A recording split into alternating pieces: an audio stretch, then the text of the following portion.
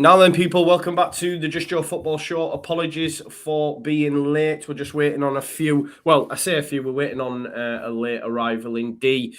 Crystal Palace fan who's going to be joining us, giving us the lowdown ahead of obviously Leeds United versus Crystal Palace tomorrow evening. I've got the likely lads with me again. I've got Kev, Liverpool fan. I've got Matt, Spurs fan. Obviously, Locks is back because Leicester won a game, so he's back with us. And Corey, everyone's favourite Leeds fan, Corey from the West Ham way. No, give it a rest, mate. I've had 2 back-to-back losses. You know what I know, mean? yeah. My apologies, mate. My apologies. Well, we're going to get stuck straight into it. I have got a little bit of a running order, but my running order's been thrown all over because the person that I was going to chat to first isn't here yet. So just bear with us. But we're going to start with Leeds versus Crystal Palace, or Leeds Brighton, however you want to look at it. Remember, guys, we're reviewing, touching on the games that happened over the weekend, and then just looking ahead to the midweek fixtures over Tuesday, Wednesday, and Thursday. But Leeds United, I know Corey and a few of us have watched the game, so I'll get their thoughts on it. But Leeds United were so bad. We're so bad, you know, at the weekend on Sunday, Saturday evening, against Brighton. I knew it was always going to be a tough game, but you know, we were just pants, really bad. And I'm not looking.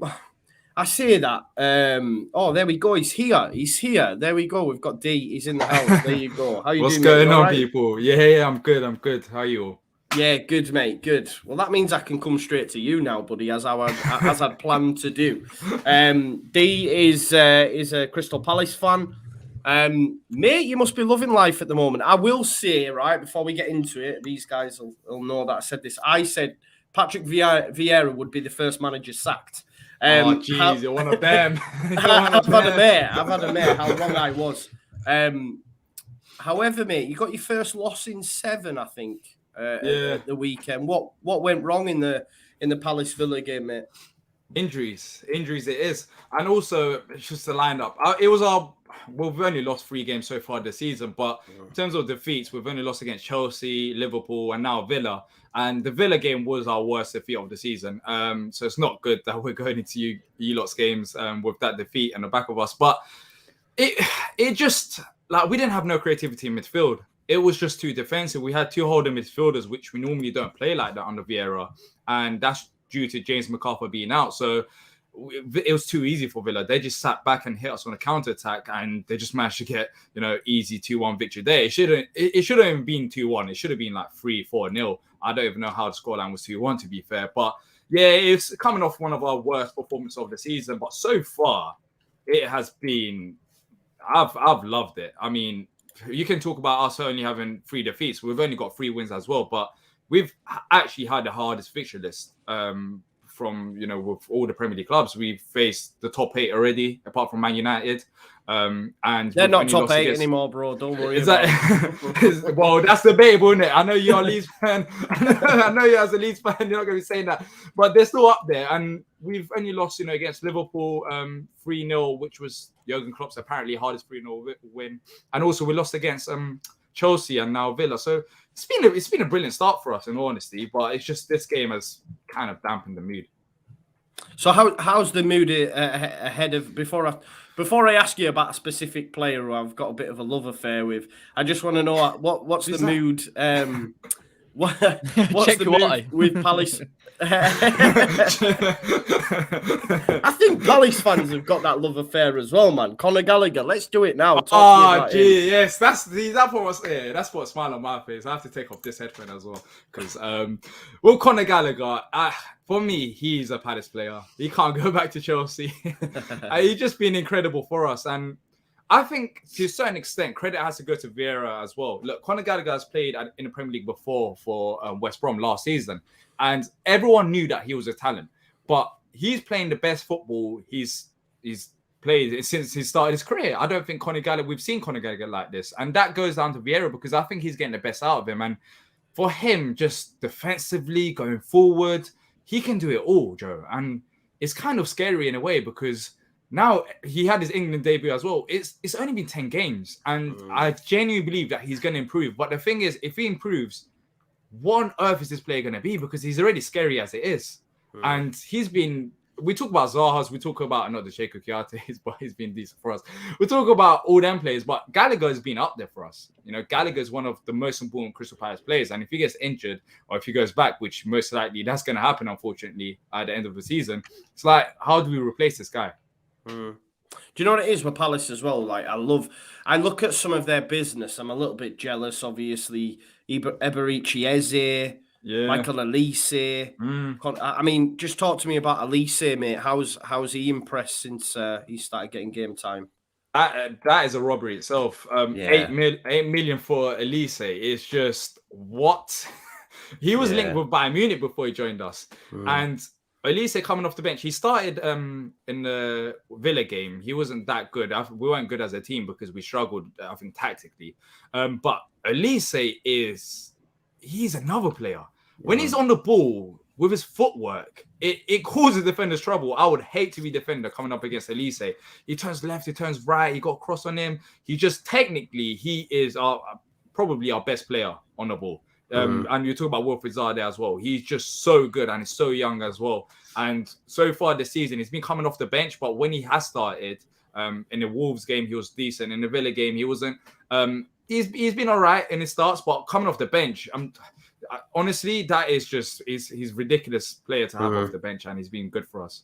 Yeah, that's what really we'll have a little chat about tomorrow's game, because I'm really concerned about that. Like, there's a little part of me thinks, please Vieira just play Jordan Ayew because he's a little bit better defensively. So we don't have to come up against like Zaha, Benteke, and Elise or Eze or whoever it is that he decides to play with the front three if he goes that way. But what are your thoughts coming to Ellen Road tomorrow? Are you confident, mate? You have every reason to be. Leeds have been dire of late, mate.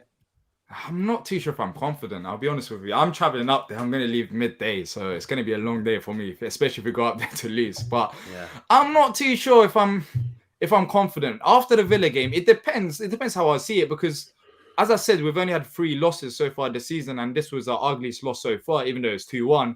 We just didn't play it right. So it might have come at the right time as well, because you're expecting a reaction now from Patrick Vieira and the players after that game. So maybe that can help us, because we've been pretty much confident with how we've been playing, and maybe the players needed this defeat to say, all right, we are going to lose games, but we need to make sure we have to bounce back immediately. But we've got injuries, and we've got some big injuries in midfield. James McArthur, he's a player that the neutrals might not know about, or to think, all right, he's just a normal player, but he's so significant for us, and we've missed him in the last 2 games. And then you got Yoki Madison in defense, and he pings them balls, and he's very good defender on the ball, and he's not going to be fit as well tomorrow. So in the back of my mind, I'm saying, well, I'm expecting a response, but have we got enough players or to get that response from? I still think we got the talent, but there's some big misses there. Them 2 players themselves, they've been brilliant for us so far this season, and not having them in this game, it is going to be a massive problem for Vieira to try juggle it, because it didn't work against Villa. So I don't know what he's going to do. Yeah, I can't even sort of like not back my team, of course, but I mean, Corey, you've seen us against Brighton. That was poor, wasn't it, mate? Yeah, it was the kind of the same sort of thing that you've seen from Leeds at points this season, and I thought Brighton absolutely dominated in that first half. You look woeful, and their movement off the ball was an issue. How good's Junior Firpo? He's brilliant, mate. Yeah. He was. I mean, look, Lamptey's a phenomenal player, honestly, and the more games that he gets, I think he'll be in contention and push maybe for England. But Firpo is a problem, and you've brought him in and you've spent X amount of money on him, and he's not good defensively. And even going forward, I don't see the same Leeds that I saw last season with overlapping fullbacks and the intensity in terms of bringing bodies forward. And I'm a bit worried for you in this game, because from what I've seen of Palace, and Palace are a great team to watch as a neutral, really, their pressing's phenomenal. And I worry about you, particularly with their midfield, Conor Gallagher. I love the way that sometimes as well that Crystal Palace can transition some of the players that they've got, Edouard, Zaha, Eze to come back in, Gallagher with a 3rd-man run. I'd worry about you defensively in this game. Having said that, if the Leeds that turned up against West Ham for the first half with intense pressing turns up, then I think we've got an exciting game, because we've got 2 teams that are going to press the hell out of each other. So it's interesting for me. I think Palace go in as favourites, unfortunately, and you've got to be really careful, because if you start slow, they're going to just take the advantage. So, yeah, I've got my eyes on that one. I'm excited for the game now. Yeah. All No, mate, the good things about Palace that I forgot about after the game on Saturday. Yeah, I'm confident now. no, you should be, mate. I can't lie. Like, I know this is thing, but people. I think that the way I look at the Brighton one, it was so bad. Even though I'd have took a point pre-match, but we were terrible. Like, if Brighton could finish, we'd have lost that game 3-0. I mean, Yeah, I can count. There was 3 chances that Maupay had, and they were 5 yards There out. were sitters, mate. Yeah, you should have Sitters. scored them. Yeah.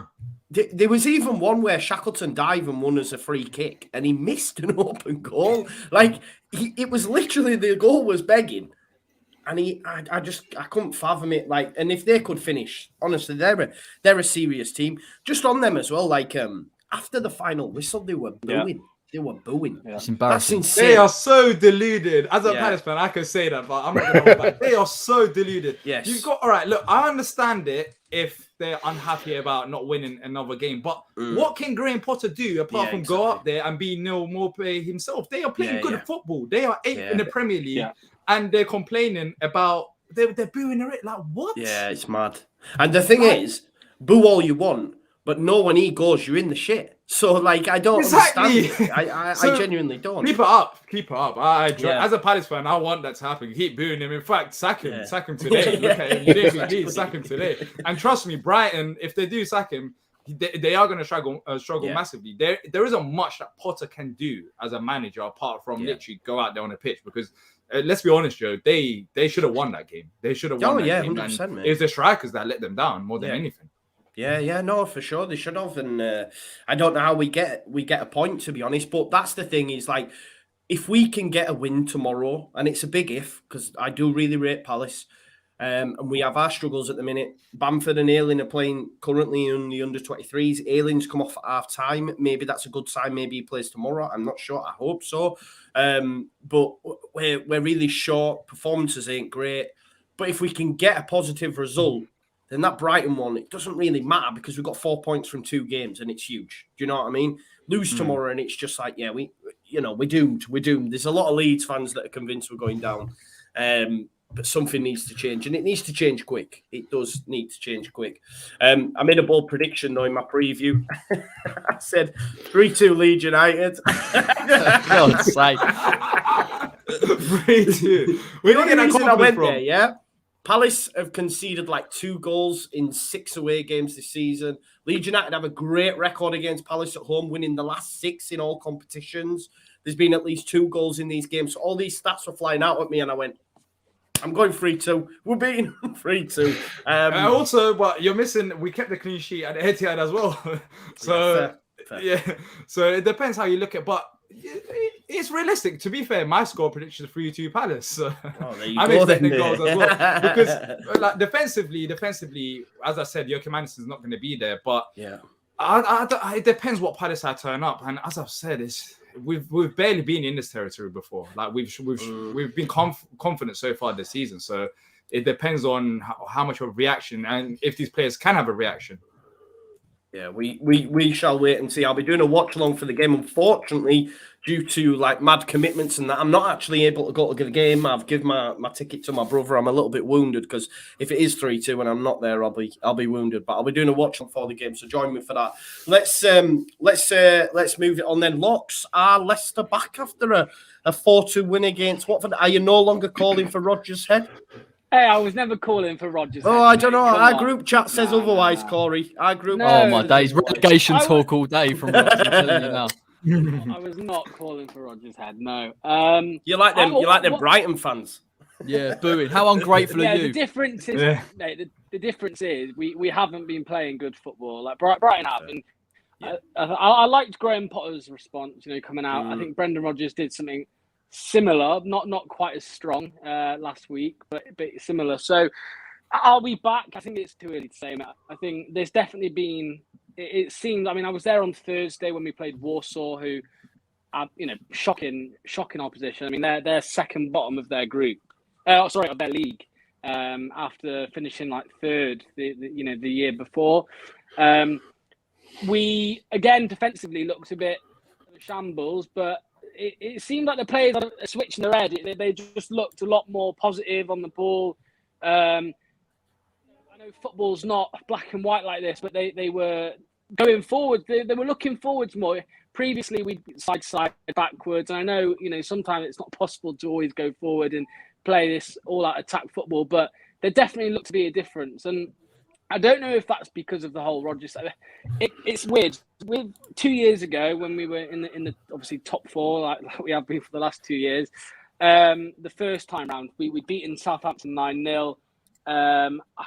We went on like a 4 or 5 game win streak. And then that talk of Rodgers to Arsenal came about. And just like it was with Man United, a lot of talk, on social media, even in some newspapers about Rodgers going. And in that season, that's where it actually started to fall apart. I think we lost 1-0 to Norwich and we went on a really bad run of form. And that kind of coincided with this kind of all these links with art. And I don't know what the inside of a player's head is like, but for me, if you're in that dressing room and this manager that has really turned done so well for us, if he's linked away and it's looking like he might go, I'm sure that does have an effect. And I'm not saying that's why we've been shocking this season. I'm not saying because he's always linked with the job somewhere, Brendan Rodgers, it seems. But after the game against Chelsea when we lost 3-0. It was reported that Rodgers sat down with the senior players and basically told them straight, I'm not going anywhere. I'm committed to the club. And he'd been saying it in the press, but obviously that's what they're trained to do. They have to do that. But apparently sat down with the senior players and kind of reassured them that he wasn't going anywhere and he wants them to stay at the club and he wants to continue this project. So whether that's had an effect, there were boos and groans in the ground as well that day, losing 3-0 to Chelsea. It wasn't the results that they were booing or groaning at. It was the performance. I put a tweet out the other day as well. The Great Escape season, Leicester's Great Escape season, the first year back in the league, we were playing, mate, all year. We were playing brilliant football, brilliant attacking, counter-attacking football, but we weren't picking up the results. It was, and I know it's cliche, but we were so unlucky to not pick up more results than we did, and then it kind of fell for us at the end of the season, which is why we had the Great Escape and then won the league the year after. And when we were losing 2-0, 3-0 every week in that year, there were no boos, there were no groans, because the players were, as we associated Leicester with back then, absolute 110% effort in every single game for 90 minutes. And we've not had that this year. The players looked to switch off, a bit like the year after we won the Premier League. It felt a bit like, what else is there? We won the FA Cup now. It was, back then it was, we won the Premier League and it kind of seemed to plateau. And now this season, early on, it seemed to be similar to that. We won the FA Cup. What else can we really do? And that's how it seemed. We've been just poor all year, all season so far. But yeah, the last 2 games, definitely a difference. Definitely a difference in the players. James Maddison, I've been slagging him off for months. He had a couple of games, 3 or 4 games where he was on the bench, didn't come on in 2 of them. And he's got 3 goals and 6 assists in the last 5 games, which is brilliant for him. He's the number 10. He's the creative spark along with Harvey Barnes. So yeah, it's looking better. I'm not saying for certain we're back, because it was Warsaw and it was Watford. Yes, Watford beat Man United last week, but it was Man United. They were on a downhill slope, and obviously everyone knew Ole was about to get sacked. So yeah, I'm not screaming from the rooftops, but there's definitely seems to be a difference, and I think it can only get better. It could only get better from where it was at. So hopefully it continues. We've got Southampton on Wednesday, which is a good team to play, I think, at the minute, to kind of get another win on the board. Do you fancy yourselves to win that one, mate? Yeah, I'd probably say 2-0, something like that, mate. Yeah, I think we'll win that comfortably. It won't be a 9-0. It won't be a 9-0 like it was when we played them away a couple of years ago. But I think we'll win comfortably there, and that's what it's all about now. Just getting a run of form together, because when we do get on a run of form, and string some wins together, we are good, and we can, as bad as we are when we're losing, and we've got that kind of consecutive losses, game after game. When it's the other way around and we're winning, and I said it before, mate, the last 2 years we started the season so well, and we've fallen apart towards the end. who says we can't do the opposite this year? You know, we've had a poor start. Get some wins, mate. I don't know how many points we are off the top 6, but we get back in there, mate, and get some more European football next year. Yuri, top 4, mate. Top 4's on. I thought that was coming then. He's Honestly, staying, I was mate. He's thinking, staying. please. No, No, not top 4. look, But I think top 6 is if we of can, course. you know, just get some form together, mate. Top 6 is definitely you know, we're capable of that. So yeah, no, I would agree with that as well, mate. Top 6, definitely not top 4 though. That's a goner, mate. Your opportunity is gone, son. Your opportunities are gone. to be fair, Rodgers, he's had a task because like a lot of fans have been against him the last 10 days or so, mate. A lot of this, the overachieving thing that he spoke about a few times in the press recently, Leicester fans have been going mad about. And look, I get we were in the top 4 for so long, and I suppose top 4 is overachieving, of course it is, but we didn't finish in the top 4. And you know, Leicester have the best. I said this the other day, mate. Leicester have the best squad outside the Big 6. I would say they've got a better squad than Arsenal as well, and probably Tottenham as well. And like, I genuinely believe that. I think we have got probably the 5th best squad in the Premier League. So I don't get how it's overachieving. You know, finishing 5th 2 years on a row. Personally, I don't see how that's overachieving in my eyes, because I think we do have a better squad than you won an FA Cup, bro. You're Leicester. No, it's overachieving.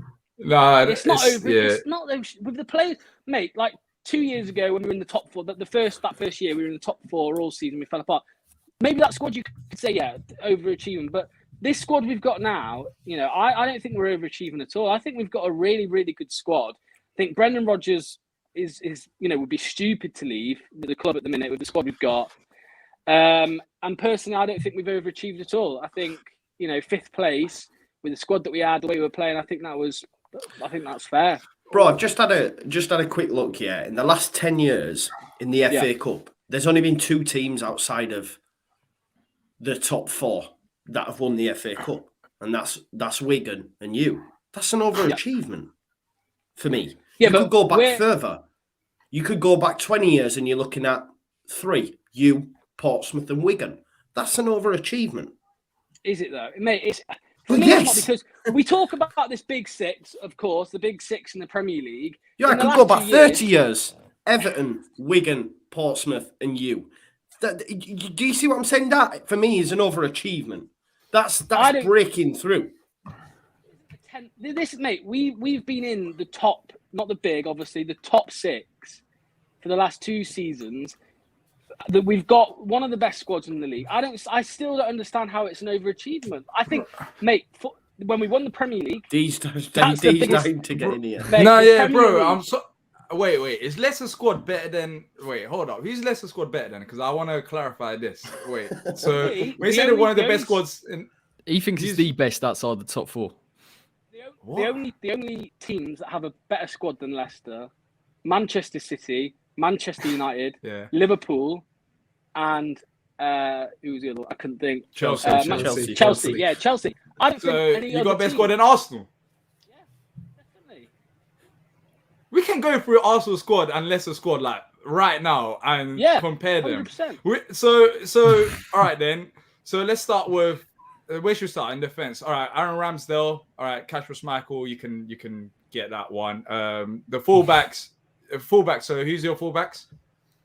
Ricardo Pereira, and when fully fit, James Justin or Timothy Castagne.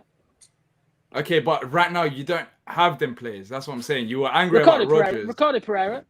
He's been out like 2 games. But James Justin was decent last year. But you don't, you know, when you talk about expectations, I get what you're trying to say about your squad, but you haven't had James Justin.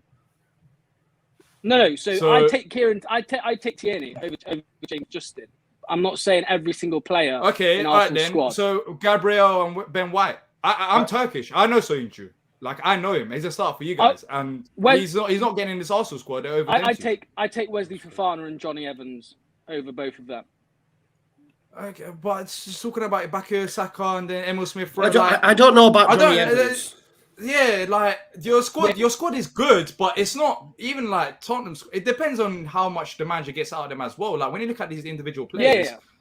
But I don't think Leicester have a better. I don't think Leicester's 5th in that list. I really don't. Like Jamie Vardy, James Maddison, like all them players are very good, and you got some quality players and you got some good depth as well. But I think the expectation, maybe as a Leicester fan, you know better than me, but it seems a bit too high as a neutral looking at it. Like Leicester should be competing for like 6th and 7th. They should be they should be around there. But Leicester's not a top 4 club or top 5 club. But yeah, again, if we're talking about status, of course, there's that big 6 and club-wide, size of club, those big 6 trump Leicester.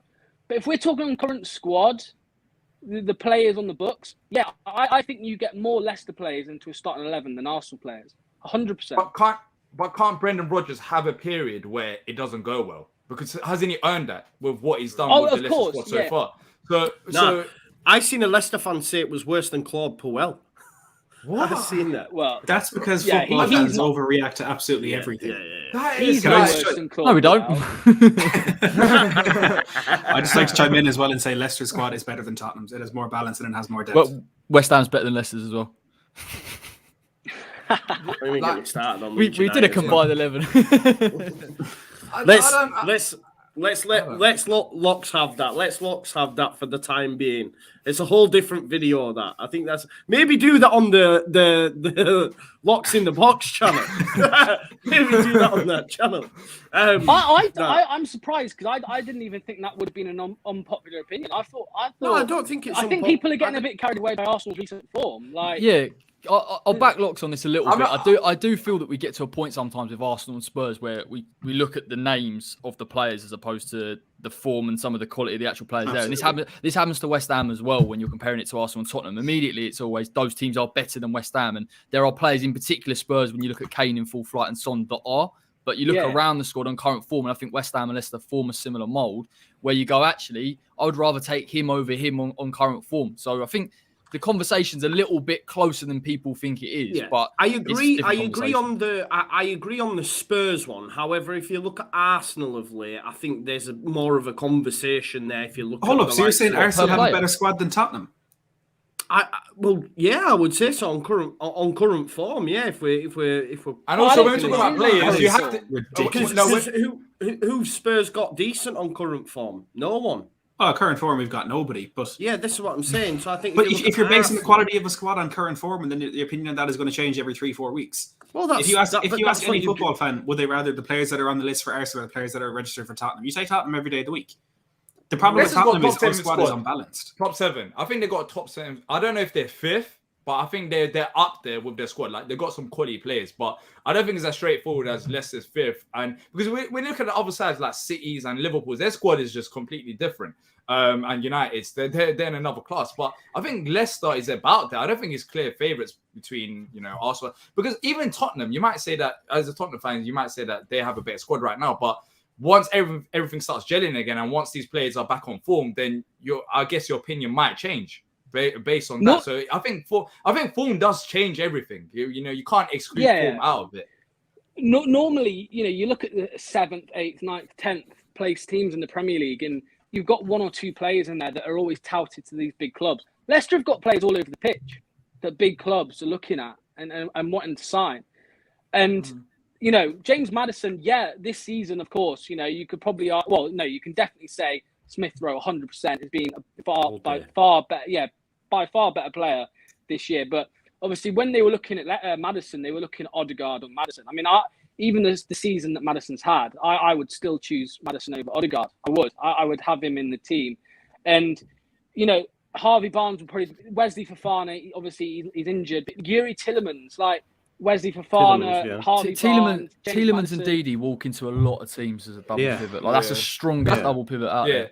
That's what I mean. I think in terms of squad, you're up there. But I don't think you are just clear of them. Like you said, like your 5th place. I think it's a conversation that it depends on form, but I think you should be competing up there. And I'm not saying that you've had Brendan Rodgers should do better or should do worse. I'm not saying anything like that. I'm just saying, I think he can have a spell. I think as a neutral looking in, I think he can have a spell where it doesn't work out for a month or 2 because you're just coming off, as Joe says, you're just coming off winning the FA Cup, and that's a struggle for most teams because of the quality of them 4 teams that you talked about, because they've got depth that their second team can go and win the FA Cup. So Leicester still managed to go and win it.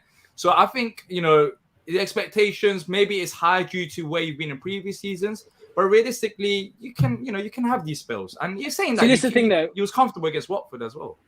Yeah, the discussion. My discussion now isn't about. I'm not moaning about this one.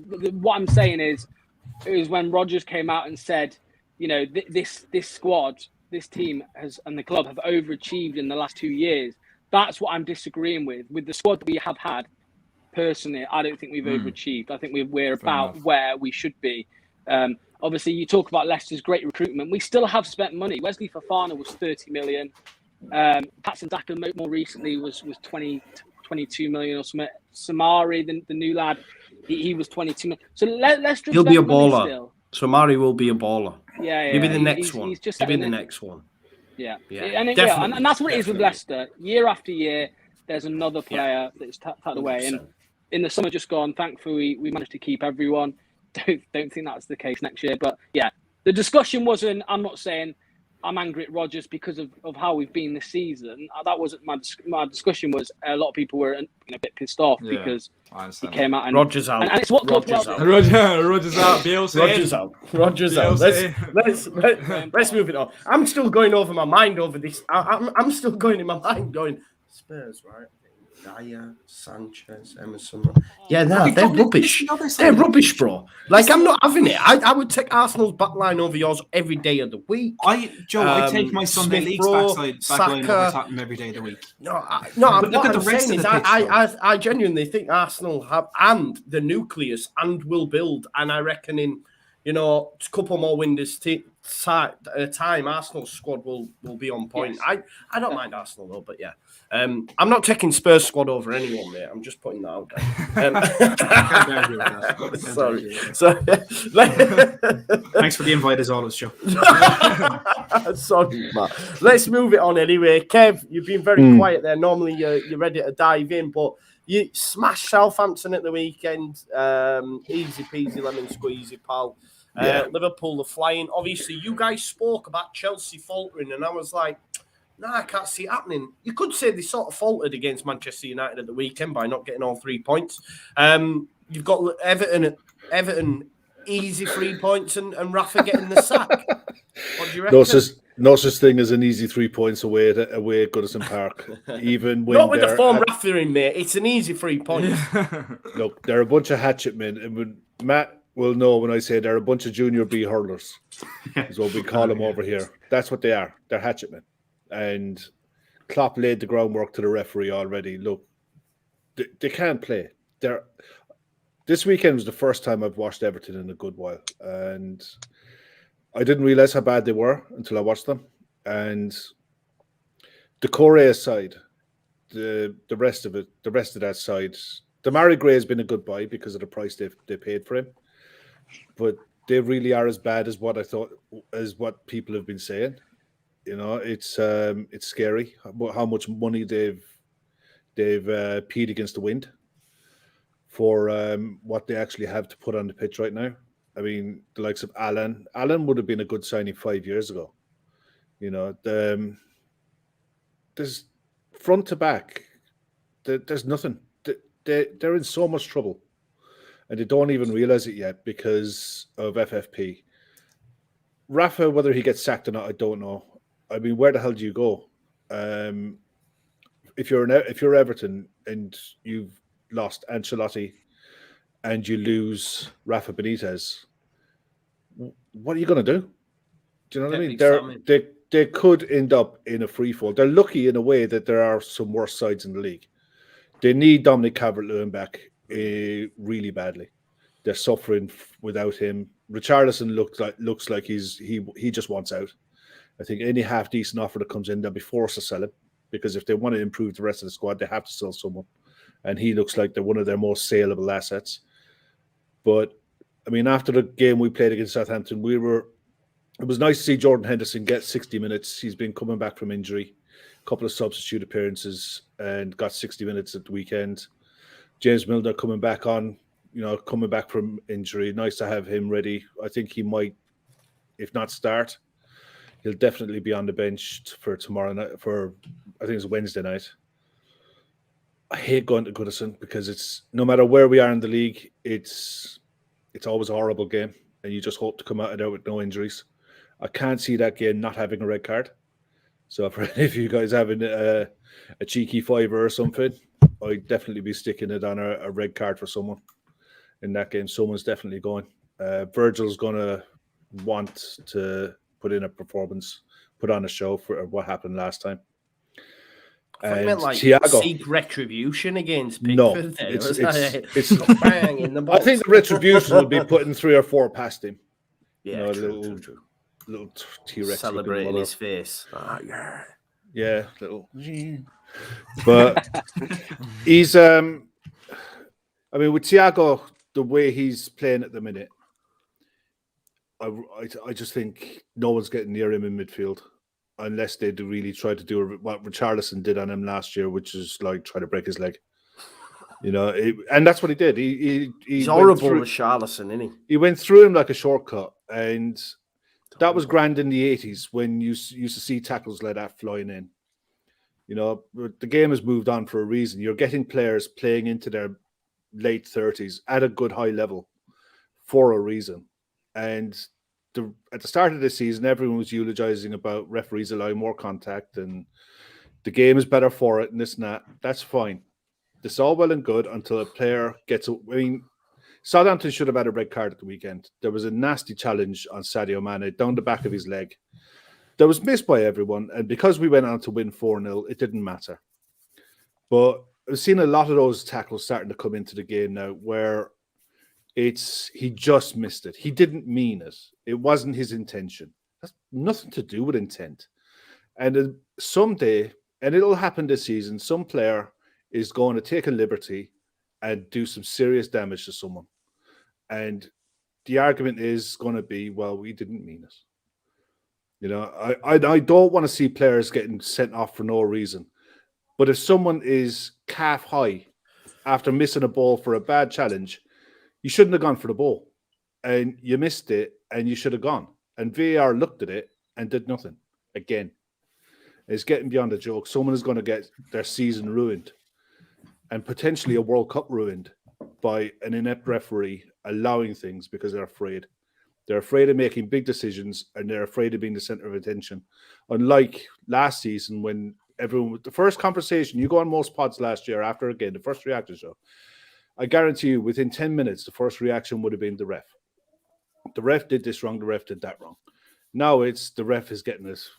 Everyone will look for Dale's, Dale on ESPN, Dale on Twitter when he does the reviews on a Monday of the decisions throughout the weekend. He's really good. Anyone who's not following him, really, he should be, because you learn an awful lot about the referees and the decisions that they're making. They're still making some howlers. And it's mad as well, Kev, because Liverpool have almost 2 referees as well when they have the ref on the pitch and then Klopp as well. Well, here's the thing, right? You look at the one with, if we're at Arsenal, if we look at the Arsenal one with Arteta, what was Arteta thinking?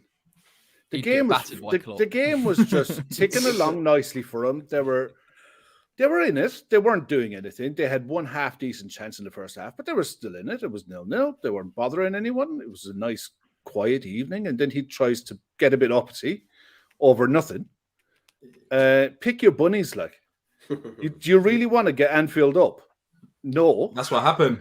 That's what happened. It cost them. Yeah, that's what happened. It was like he pissed Sadio off. Sadio's going to take Tomiyasu to the cleaners for the rest of the game, and he did. Tomiyasu was doing all right against him for 20 minutes, and he just got a bit of an itch in his ear, one of those things. But I don't mind referees being challenged on the sideline by managers, and I don't mind managers having a go at each other. That's fine. That's good. But what I hate is the fact there was one yesterday in one of the games where it was Tuchel at Chelsea. He got booked for something. Oh, that was brutal. Do you remember? That was brutal. That decision. Did you guys see it? The one where the ball. He was offside. It was a clear offside. It was a mile offside, but because Ronaldo didn't shoot, they didn't put the flag up. The ball went out for a corner, and he gave the corner. Yeah. But he was like, it wasn't even a close offside. It was a good body and a half offside. Yeah. So it's like, had Thiago Silva not tackled him and let him score, it'd have been an offside. It would have been offside. But because he tackled him and the ball went out, it was not an offside and therefore a Man United corner. Because I was thinking, if they score from this, you would be incensed. There was more because they'd have lost the game. It was late on. Yeah, they'd have lost the game, And Tuchel got a yellow card. It would have been a damn shame, It would have been terrible if that brutal. Happened. But the thing is, Tuchel went mad over it and he got booked. Yeah, he got booked for it. And he was absolutely dead right. It was ridiculous. Yeah, it's true. It is. You bang on with that, mate. You bang on. Does anyone... I think Rafa could get the sack, if they get beaten here. Possibly. I don't think so. I don't think so. The reason why, because they've had a couple of injuries, haven't they, to key players. So they might use that excuse. But with Everton, I think it's more than Rafa, the problem. When you look at the first team squad, they are a top 10 side. But when you look at the players that come in for them when they are out due to injuries or whatever reason, then that squad is just so weak. They're relying they've got youngsters there from the under 23s them players can be good, but the difference in depth is just ridiculous. 400 million. That's the problem as well. I think that's why Everton fans are frustrated. They spent all this money, but like 50 million has been. Yes, 50 million has been spent on players like Cenk Tosun, who's on the bench and he's not getting any minutes, and they're like them type of players. So it goes bigger than Rafa. They have to make sure that's not a bad shout there. I was just going to say it, bro. I genuinely think it could happen. Here's the thing. Look at the both context. Everton are sliding towards a relegation battle. Newcastle are in one. Newcastle would take Rafa, but Everton would get rid of him. It's bigger than just. No, it's more to do with his. Yeah. I mean, look, if we go to Goodison and say we score our regular 2 or 3, and we've been scoring 2 goals a game now for the last 17. All right, if we go and beat them 2-3-0 and start singing Rafa songs, he's done. That's what it is. He is finished. That's what it is. That, and look, you've got 2 big clubs in the city across the park from each other. What Rafa did with us, Istanbul, it will never go away, and it'll be always on his shoulder. And the Newcastle deal that should have happened when it was supposed to happen was while Rafa was there, and Rafa left knowing that this deal was coming, but he couldn't wait and work under Ashley anymore. And he loved his time at Newcastle. A large part of why Rafa stayed at Liverpool is because it's the first time in age that he's able to live and work at home. His wife and his kids have stayed in Liverpool all the time whenever he's been off managing in China, managing in Spain, wherever. His wife has stayed in the city. So him being able to work in Liverpool has been fantastic for him from a family perspective. But from a football point of view, it's never going to work. Yeah. But that's the point I was making in terms of if you actually look at it just in terms of managers that you would bring in, and the greater problem of Everton's squad and how you spend that amount of money. Yeah. Well, yeah, he would. He would. And obviously they'd have money to spend, and I'm sure he'd be able to get the recruitment spot on. But Everton's a strange old club, not just in terms of the money that they've spent, but the director of football and the type of recruitment that they want, and they've flitted between different types of styles. And this window has really underlined how poor they are. And you look at some of the people they've brought in. I think Andros Townsend's done well, and I think Damari Gray as well. And I think they both fit that 4-4-2 system. They brought Salomon Rondon in as a backup number 9. And against us, he's basically like not playing. Isn't he? He's the third choice. But even so, in the context of injuries, you're going up against Liverpool. It's like playing with 10 men, and Virgil won't even have to. He won't have to worry about a thing. He'll be comfortable all game. Yeah, for sure. I think we all back Liverpool in that one. We'll have to see what happens with Rafa. Corey, let's stay with you, brother. Obviously, beaten by City. You've got Brighton Wednesday. How's the West Ham camp? Yeah, you know what it's like with West Ham. You lose a couple of games and everyone starts going a bit nuts. I tried to do it. You going Moyes out? Is it Moyes out? Like Rob it's not like no, we're all right. We're not quite Leicester, but everyone wants the manager sites, man.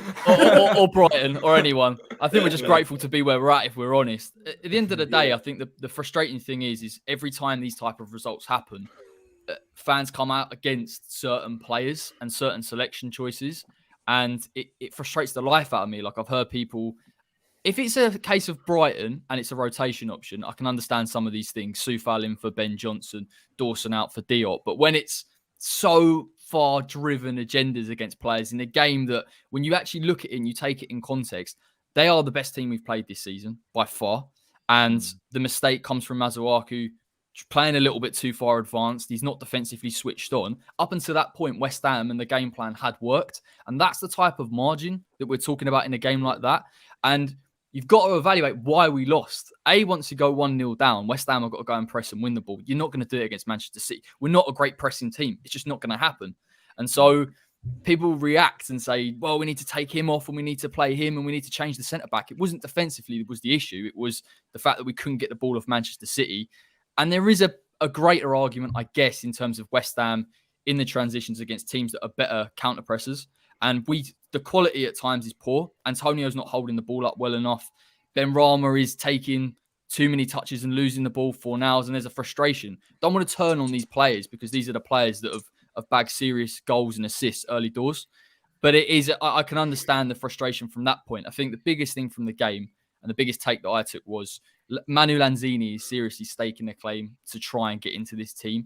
And what he offers in terms of holding the ball in deep areas, he's so comfortable in possession. West Ham, teams are sussing us out a little bit on that counter. Last season, you look how much space West Ham had. It was just simply a case of, if you're disorganised, if you press up too high, we'll find the space. But now teams are aggressive in trying to win the ball back. We panic. We panic under pressure. And City are a fantastic team in terms of pressing as well. So it was just one of them games. They are the best team in the league. And Brighton's a challenge. Brighton's a challenge. And I'm not going to sit here and say that there shouldn't be players rotated, because I think there should be ahead of Chelsea. That's a huge game at home. But I'm not going to start slating players for when it's not the right reason as to why we lost. It was a lapse in concentration. It's an annoying lapse in concentration. We've got stretched. Fernandinho scores. It is what it is. But it's just annoying that we lost to Wolves. Had we not lost to Wolves, the perception would have been different. So it's tight, but we're comfortable. We're still fourth. There's no need to panic. It's just I do think we need to sharpen up a little bit. And Brighton's a tough game. So you've got Brighton and then you've got Chelsea. Yeah, it gets really easy, mate. Yeah. I mean, once we get past Chelsea, I think we've got some games in there. We've got Burnley, Norwich, Arsenal. I think we've got Crystal Palace, New Year's Day, Watford, Southampton. There are games which West Ham could conceivably go and win. So I'm not panicking. Top 6 still the aim, yeah? Top 5th and 6th still the aim. The biggest takeaway for me was some of the players look knackered. Souček looks shattered. And he does try, and don't get me wrong, I think tactically he does the job that he's asked to do. But this is the test on Moyes, and this is the thing that everyone should watch out for. Start using the players that we have on the bench. Yet, fair enough, we don't have great squad depth, but start using Soufal, use Král, use Vlasic, bring him in, because we have to see him now. If we don't, they're going to burn out, and we're going to get to Boxing Day, and we'll drop a shocker against Southampton, and that will be what riles people. Not losing to City and not losing to a Liverpool or a Chelsea. It'll be that. Yeah, no, I hear you, mate. I hear you. Let's have a chat with Matt. He's been waiting patiently there. I think he's still annoyed at me after the Arsenal better than Spurs squad chat. I actually remember what you said to me last week, Joe, to be honest. Yeah. no game obviously for you at the weekend at Burnley. It was rained off. I don't know if you've seen that fan that had travelled like 38 hours and then Kane said, "We'll invite you to the match," and then they found a tweet where he was like saying, "Sell Kane." Yeah, Kane's the one that invited. Yeah, Kane's the one that invited her as well. Invited him, and he's like, "Get him out of my club." You can tell he's a Spurs fan just by that alone. Yeah, true. Was it Elena? The Lena's burner account, wasn't it? Yeah, probably, yeah. Lena's burner account, brilliant. Obviously, do you feel like there's a little bit of an opportunity miss? Because on the back of beating Leeds, you had an opportunity to go to Burnley, get a result, and then you've got Brentford. So, you could argue that would have been like 3 wins on the bounce, or at least should be for a club like Spurs. Do you feel like it's an opportunity missed? I mean, who's up next? Have you got some tough games coming? After Brentford, it's Norwich at home. Okay. But then so you could have had 4 wins on the bounce, you know what I mean? And then you get to January, you spend... Yeah, I mean, the thing is, after that, we have Leicester and Liverpool, and we have West Ham in the Cup, and it gets a little bit difficult to navigate after that. But let's be perfectly honest, Burnley away is difficult for Spurs to navigate in the first place. Going into that, yes, our last Premier League game was against Leeds, but losing to Mora on Thursday with, again, a full-strength squad was a bit of an embarrassment there. We're going to Burnley without Romero, which isn't a very good start. Now, look, there's a lot of Spurs fans with their tinfoil hats on, and saying, "Oh, Burnley were missing 6 first-team players. They got the game called off on purpose." It's a lot of crap. Did they not watch? Did they not see the snow? Oh God, yeah, no, they saw the snow and still decided to accuse Burnley of purposely getting the game called off. Oh, you knew it was going to snow. You could have covered the pitch. Just pack it in. Honestly, I mean, my God. I think it's a lot of anger that is built up from our own team that they're trying to direct in other places. But look, there was a bit of momentum there we could have built. Like I said on Thursday, I wasn't entirely confident of winning that game yesterday, but it's an opportunity. It's a place that we usually do go and win. It's a place where Harry Kane plays well. So if there's a chance for him to get any bit of momentum or any bit of form or even complete a pass or something like that, that would have been a good place for him to do that. So there is that side of things. But also, Joe, I can't tell you how relieved I was when I saw that game was called off. Really? Honestly, because watching that Tottenham Thursday night was bad. Thursday night was bad. That's the worst result I can ever remember Tottenham having. People are saying the defeat to Dinamo Zagreb last year, 3-0 is worse. No, not a chance. No, the more time Conte has to work with players on a training pitch, the better. Their Spurs that Spurs squad is so stale. It's you talked about Everton and Manchester United squad is absolute shambles. Spurs are an absolute state. They're not. That squad is not a Conte squad and nowhere near it. And the amount of money and investment that's needed in that squad, and the fact that with what's going on with Juventus and Spurs' current director of football, I love that. When I seen that, I was like, there's a lot of things going on behind the scenes. Yeah, those the comments from Conte after the game were it's said a lot. By the way, Messi just won the Ballon d'Or, but Conte was saying like not political at all, is it? Kane came 23rd. I'm fuming. But he's saying like Salah came 7th, yeah. But he was like, the level of Tottenham isn't so high. He says something like you can make a car drive as fast as it can, but sometimes it's not enough. He's basically saying the squad, they're trying, they've got, they're fighting for the badge, but they're just abysmal. And I reckon he'd take Arsenal's. Joe, stop it. But, I'm sure he'd take Aubameyang up front when he hits the post from about 2 yards. Yeah, him with that. Exactly. But I feel like Conte has perhaps made a mistake in his evaluation of the squad before he came in. The same mistake that Nuno made, the same mistake that Jose made, and I'm sure the same mistake that the future managers will make. In that they're looking at this Tottenham team, and this is just based on what Conte's had to say. They look at that and say, "Oh, they're good players, but they're not fully invested. They're not dedicated. They're not this. They're not that." They think, "Oh, I can be the manager to go in and do that. I can be the manager to get the best out of them." But I think what Conte's told us is that these last 3 managers may have gotten the best out of these players, but they're simply just not good enough. And it's kind of just hammers home a lot of the problems we knew we had at Tottenham. But for me, it doesn't change much in the next 18 months. We still need at least 12 centre-backs in January. We need a couple of midfielders in the summer. We need a couple of strikers. Like there's still a lot for us to do. But maybe Conte is just really hammering home how urgent it is that we get those players. But then it's the January window. You can't sign. It's not easy to sign players there. And Tottenham fans said, "Oh, just sell Dele Alli, sell Wings." Matt, how much money do Spurs have available to them to spend? That stadium must be burning a hole in the pocket. We're in £853 million of debt, which is a problem, I would argue. We also there's Enick or whatever his name is, Enoch or Enick. Yeah. Enick. There was a financial. Do you remember that credit card years ago? AXA, your flexible friend. Access, your flexible friend. And I haven't said that, right? There was a financial report a couple of weeks ago that said Tottenham can spend £400 million without breaking any financial fair play rules. Now, since then, Conte's been told his transfer budget is a tenner and a packet of jelly tots, which kind of throws a bit of a scupper in the works. But yeah, it's there's no way that budget can be low. Surely he'd never have taken that job if he's not getting serious money. Within the Tottenham financial stuff they said last week, Levy was like, "Oh, we know now is the time to spend. We know this, we know that." And look, he said that to us so many times before, and I've no doubt in my mind he promised Antonio Conte money, but he probably also promised Jose Mourinho money. It's just a matter of how Paratici and Conte can actually get stuff done. And just as maybe it was looking like Conte who said, "Okay, we need to spend," Levy's willing to spend. Now Fabio Paratici is under investigation in Italy for cooking the books. That's my director of football you're talking about, Joe. Don't do that. I'm not for much longer. I take it personally. This is what you do, then, man. You got a crook in charge. If he gets us good players, honestly, it's worrying. Find him, and relegate him. The talk is that Juventus could be looking at being stripped of whatever titles they won in the last few years. They got and relegation. something like that. Yeah, Yeah, they got a mess going on in Italy.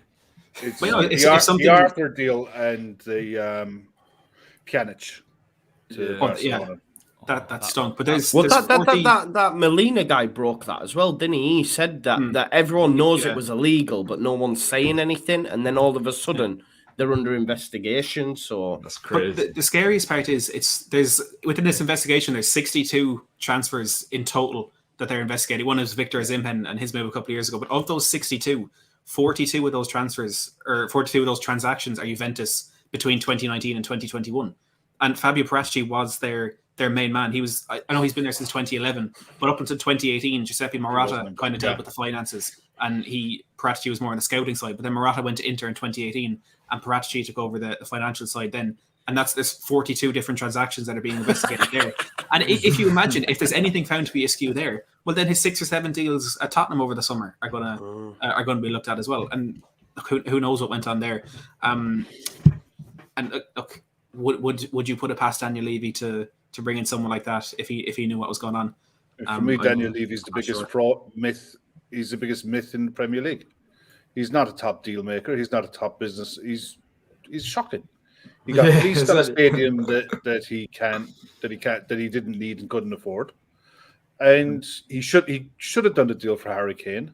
And now he's stuck look with at Dele Alli as well. But now he's stuck with part of his problem. Yeah, he's stuck with Harry Kane now because no one in their right mind is going to go anywhere near him because he's got to have a crocked ankle come March, nailed on, and he's proved that he's willing to down tools when he's not happy bunny. He was stubborn. So, he was too stubborn in amazing. summer. Yeah, he was too stubborn in summer. He said that he basically, his stance was, I'm not going to sell Kane.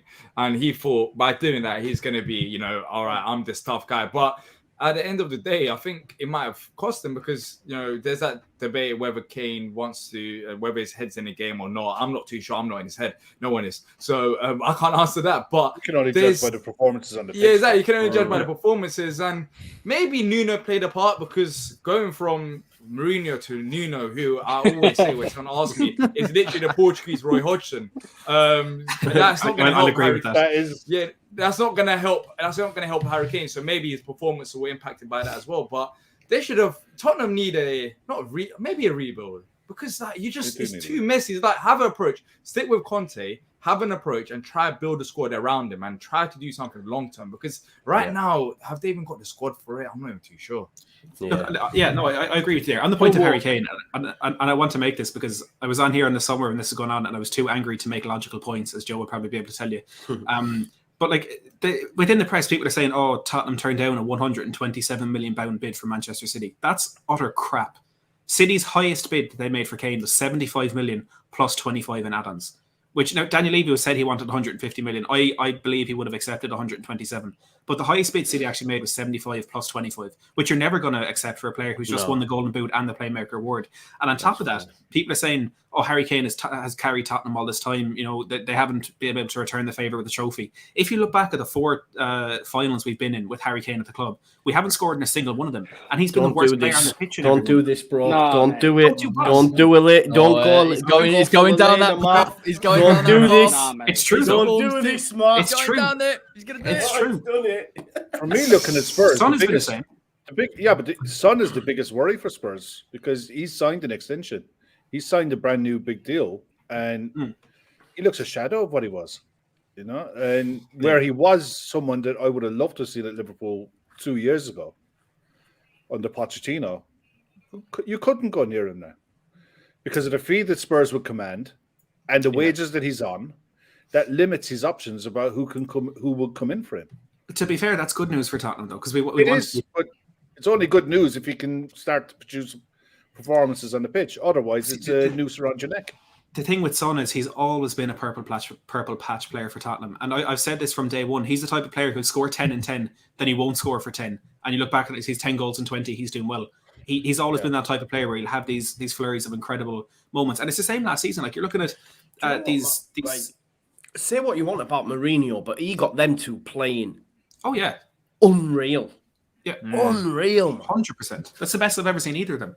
Like, you look back, they had the best stats for like two players linking up in a season. Yeah. Something like 13 goals they had, the two of them scored together. 12 of those were by November. So that's Mourinho again gets Son too having much that. flack, you know. And having a purple patch, yeah. Mourinho gets too much flack. I still think if he'd have stayed, I get it, right? He does all this, everyone hates him and all this. If he'd have stayed at Man United, they'd have trophies in the cabinet. And if he'd have stayed at Spurs, they'd have probably won the Carabao Cup. Shithoused it 1-0. But instead, you Yeah, that decision still, like, as a neutral looking at it, it's like, mental. Come on, that is just stupid. I don't know why. What's the logical sense behind it? Just money, keep man. Money. Levy. I don't want to give you more money. It was that's money because he was sacked the day after the Super League was announced, and there was a clause in Jose's contract that if he didn't make it into the Champions League, we'd have to. If he made it in the Champions League and we wanted to sack him, there'd be a clause of 30 million. If he wasn't in the Champions League, there wasn't a clause. So by us being in the Super League, we were kicked out of the ECA and couldn't make it into the Champions League. So through that loophole, that legal loophole, we didn't have to pay him 30 million because we technically couldn't make it into the Champions League. That's why he's at. Now you brought in a crook, man. Dirty. Yeah. That's not great. Let's just finish up because I know the lads need to finish and get off tonight. But Man United, obviously they get a decent point at Stamford Bridge. Ragnarok's now been announced, so he's going to be in the door Thursday. It's probably not enough time, but do we see them sort of making an easy work of Arsenal, or because I guess for me, Arsenal, I was backing them, and I remember Corey saying to me, "Oh, they've not really played anyone of note." And when they had like Palace or whoever, I think Palace and Brighton they drew, and the rest have won, and they got so lucky. Yeah. And then obviously the humbled by Liverpool. How do we just quickly, guys? How do we see this one going? Has anyone got any thoughts? It's a great appointment.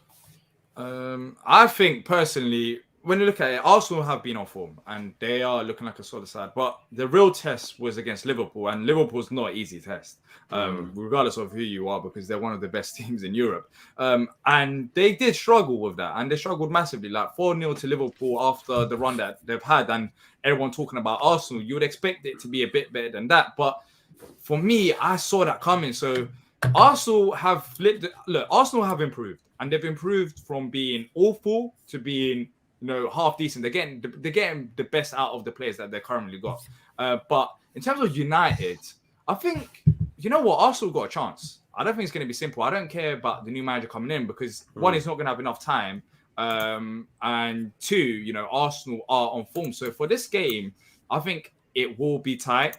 It depends on how United approach it, because we're talking about the new manager coming in and having this style of play that's high press. You're not going to be able to do that realistically. You have to work on it for it to work. So I doubt he's going to do that. So I think Arsenal are the favourites, going into this game. I think they are the favourites, and I think they will edge it from United, because Arsenal United always exciting games as well as it is. But Arsenal have been on form, and United are not the same level as Liverpool are. So I think Arsenal should be able to compete with them and get the result.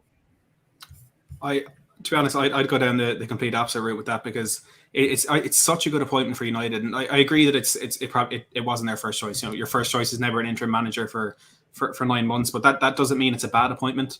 I think Rangnick is someone who has such a clear and such a defined footballing philosophy, which is exactly what they were lacking within the last 3 years. That he's going to come in and he's going to instill very specific attributes and very specific tactics into that team. And it has the added benefit, because it is an interim appointment, I firmly believe he's coming in with the view of one of Ten Hag or Pochettino taking over next season, partly because they're so similar in style and so similar in the way they try and play the game, especially out of possession. So if you've Rangnick coming in and he's starting to get that across to the players within that 7 or 8 months, there's going to be a response from the players first and foremost, because they're going to know what they're going out onto the pitch to do. But they don't have that kind of luxury of, if they play well for that first month or two and they become a mainstay in a Rangnick team, they don't have that benefit of knowing that's going to be there in 9, 10, 11 months' time. They're going to have to perform for the full season if they want to be in the plans of a manager that they know is going to be watching on from the outside, whether it's in review at the end of the season or whatever. I think there's a lot for every single one of those players to fight for. And there's a lot of players in that team, if they leave United now, that potentially their career at the top level done. Like players like McTominay, Fred, Lingard, if they don't really make it a name for themselves, they're not going to get a chance at this level again. I think there's a lot for all of them to fight for, and I think Rangnick is a brilliant man to kind of get the best out of them within that fight. Do you know what really worries me about someone like Jesse Lingard is he just feels like a Ralph Rangnick player, just in terms of the pressing and everything that he can offer and the versatility. That is starting to bug me a little bit. I think it's too early. I think it's too early against Arsenal. I think Arsenal will be defensively solid. I think Arteta will know his game plan.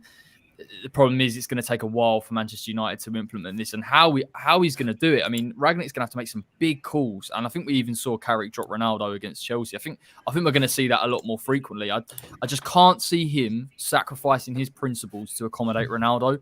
And I know people have discussed whether this was a deal breaker or not, but it's just too much of a swing. And I feel that Manchester United, you take Ronaldo out and you put the front line and you say Greenwood, Rashford, Sancho. It's an exciting front line. It's a young front line that he can mould and develop. And I think Matt hit it on the nail in terms of bringing in someone like a Ten Hag in the summer. I think the Man United fans have got to try and have a long-term view. It's like Joe, you said earlier. Now all of a sudden they're changing their perception. He's a master coach. He's this, he's that. They've had years of someone coming in, instant impact. They're going to have to manage that expectation because it takes a long time. I think, even when Klopp came into Liverpool, it wasn't instant. It took a while. They saw the identity. It took 2-3 years before they're in full flight. So they're going to have to develop some patience from somewhere. Yeah, believe me though, we saw on Klopp's first game the difference between him and Brendan Rodgers in the way that he had Adam Lallana pressing like an absolute lunatic, and we saw a constant progression of the way Klopp wanted to play. Every game we saw something, and Klopp evolved the way he plays to the league in every year. Every season we've adapted to play differently, and Ranieri coming into that squad, I fancy Arsenal strongly to turn them over, purely and simply because Arsenal will work harder, and they're very good off the ball. And yeah, the 4-0 against us could have been more, but we were really on it, and Manchester United are nowhere near it. That draw against Chelsea flattered them big time. Chelsea will be kicking themselves for those drop points because they should have absolutely torn United to shreds. And United held on for dear life for a point and could have nicked it, but for a mistake at the end. But I just wanted Lukaku to come on and get the winner. That was my whole. Yeah, like, please. Why didn't he do that? Like Chelsea should have won that game, and Chelsea's had 2 games like that recently. But Chelsea's biggest problem is Timo Werner is their biggest problem. Oh my god! Yeah. He's a massive problem. And for Ragnick, just quickly as well, I'm not worried about them. Like this season, they will improve naturally. Because Oli compared to Ragnick, just in terms of tactics, it will make them better. But what I'm concerned about as a neutral is I genuinely believe since Sir Alex Ferguson has left the club, this is the best move they've done. Not for the short-term interim role, but the consultancy role that he's going to get next 2 years. We're talking about someone who was behind the Leipzig and the Salzburg project, and he brought them up there. He's the one that found Sadio Mane, Kimmich. So he's a football man. Yeah, and after the season, that's when everything's going to start clicking. And that's when it gets scary because United have been a laughingstock since Ferguson basically left with David Moyes, with Mourinho and all that. Even though they won trophies, it's just been a yo-yo club. And Ollie's brought down fundamentals there. But this decision is the one that's scaring me the most because I genuinely believe that it's going to take time, but I genuinely believe that in the long term, they're going to be back up there competing for league titles. I hope you're wrong, mate. I hope you're wrong. Yeah. You'll do. Yeah. I don't think he's going to be allowed to. I think he wants total control, and he demands total control wherever he's gone. You say he found Sadio Mane. Take the job, Kev, if he don't get them assurances. Look, I don't think they'll allow him. It's kind of like the Daniel Levy with Conte stuff. You'll say whatever they need to say to get him to sign on the dotted line. But these guys will go though. Conte will go. And I wouldn't be surprised if Ranieri gets to the end of the season. Ranieri will. Surprised Conte. You know what? It's like Bielsa. Bielsa walked after days at clubs at Lazio. He didn't get these players. He goes, "Nah, I'm gone. I'm gone then. I don't need this." I think United will back him though. That's what I agree. The reason why I think they will. The reason why I think they will is because they've been under pressure. Like they've had this Glazers out thing for going on for ages, and they know now that they cannot mess up. So I genuinely believe that to make the fans happy, even though it's a consultancy role, and to be fair, they don't have to listen to him. It's consultancy. He can give his thoughts, but they don't have to say yes. We're 100% going to bring him. They can object to it, but just having that mind there. I think United have realised that since Ferguson era, it has not worked. Whether Sir Alex Ferguson is saying things behind the scenes, clearly hasn't. David Moyes didn't work out for them. other managers hasn't also worked out as well. So I think they're taking a different approach as a management, and that's why I believe that they'll listen to him more often than not, because they realize that this guy has done it with lower league clubs. So if we give him the resources, then he should be able to bring us back up there. The most interesting thing that he said, just to clear it up, is in that interview, he obviously said, I'm here for 6 months. I'll work as hard as I can with the players, and then I'll work essentially to appoint a new manager. And that, to me, really stuck out, because I think people have said that he would go and then Man United would appoint someone. So actually, for him to be heavily involved in that process, from what I gather, suggests to me he's going to be around for it. Yeah, for it's his job to appoint the next manager and then oversee the football. That's a great move. That's a great move. Yeah, that's what needs to happen. United's too big of a club, I think. I know Fergie did it for God knows how many years and was brilliant at it, but I think football, it's just coming towards a type of system where you have to have multiple people in place and everything has to be synchronised. Moyes has done a brilliant job at West Ham, but that's because there is no structure. But United is so big, you have to have it. You have to have it, otherwise it won't work. I know this is a totally different conversation, but I think Ferguson's a problem. Him still being there. Yeah, being involved. But yeah, like Ferguson really wants Poch. Yeah, so what? Go back to your home. But Joe, they've got a problem in terms. That doesn't make sense. Do you know what I mean? Though. The Poch thing back doesn't on the really whiskey make sense. Stay at home, Alex. Yeah. You know what I mean? Everything Man United are doing is based on history. Everything we want to get back to a Man United DNA. We want to listen to Fergie. We want to listen to Ronaldo. Move on. They've turned into everything what they accused Liverpool of being for years. If They've Fergie turned into that. wasn't still there, Ollie wouldn't have stayed as long as he did. Ollie wouldn't have got the international break after they were beaten by City and Liverpool. He wouldn't have got any of that. But Alex Ferguson's still got a massive pull, and I think they need to go. Do you know what, Alex? Thank you, mate. But move on.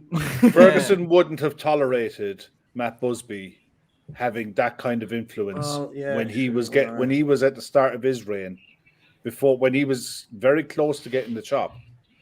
He wouldn't have been thankful for Sir Matt Busby having an influence over any decisions the club might or might not make. Just get Darren Ferguson in, man, and just go wild. Just go wild. Yeah, don't tell the BBC. Someone left a comment saying Jesse Marsh as well as the next manager. Someone like that, I think he's at Leipzig now. He's at Salzburg.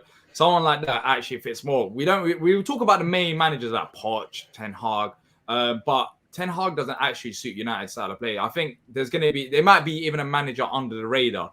But what's going to happen is if he goes to his philosophy and if he continues that, it's going to be a manager with higher pressing. And United don't need they don't need to have that big name. They just need to start somewhere again. And if it's someone like Jesse Marsh who's going to play in the front foot and have that high mentality in terms of pressing and trying to go on a counter attack, then I think it works better for them than likes of Poch. Yeah, for sure. Let's end it there. I've kept people longer than we need to. I want to thank all my guests. I want to thank D for joining me on the channel. Debut on here. He has been on all these TV before, but big shout out. Make sure you check out Back of the Nest. The link is in the description. We've got Kev from the Trippers, obviously Locks from Locks on the Box, or Locks in the Box. Corey from the West Ham Way, and Matt from the Matt Here Tottenham blog. Make sure you check out all their channels. I know you're already subscribed. If you're not, then please do. I'll be back tomorrow for the watch along for the Palace game. I've also done a preview which dropped around about 4 p.m. So if you could check that out, that'd be greatly appreciated. And I think we'll leave it there. So thank you very much for watching your Premier League preview review. We'll be back on Thursday. Peace out.